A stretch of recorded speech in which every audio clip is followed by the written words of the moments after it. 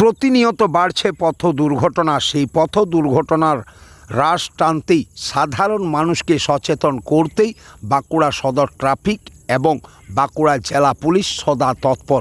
প্রতি বছর পহেলা জুলাই থেকেই পথ নিরাপত্তা সপ্তাহ পালন করে আসেন জেলা পুলিশ এবং বাঁকুড়া সদর ট্রাফিক।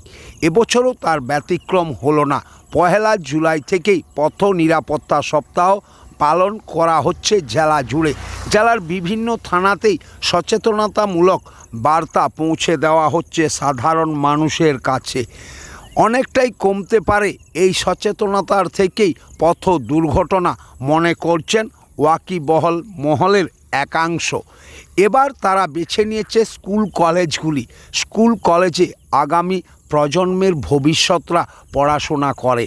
তাই আজ বাঁকুড়া সদর থানার পক্ষ থেকেই কালপাথর বিনাপানি হাই স্কুলেই স্কুল ছাত্রছাত্রীদেরকে সেই সচেতনতামূলক প্রচার করতে এলেন বাঁকুড়া সদর থানার বেশ কয়েকজন অফিসার।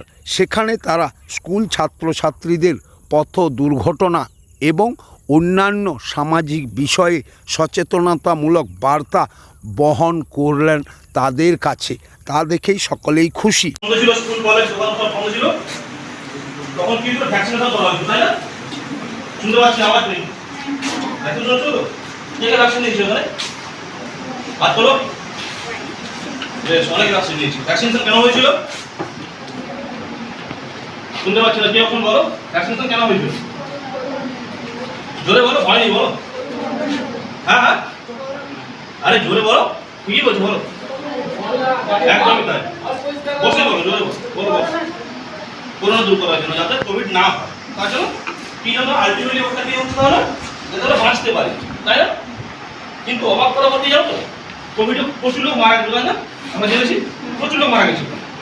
ব্যাপার হচ্ছে যে স্ট্যাটিস্টিক্স পরিসংখ্যান বলছে কোভিডে যতজন মারা গেছে তার থেকে প্রতিদিন বাইক অ্যাক্সিডেন্ট এবং রোড অ্যাক্সিডেন্টে মানুষ বেশি মারা যায়। আমরা যদি বলি ভারতে প্রতি মিনিটে গড়ে 3 জন মারা যাচ্ছে রোড অ্যাক্সিডেন্টে। কতটা ভয়াবহ কি মনে হচ্ছে?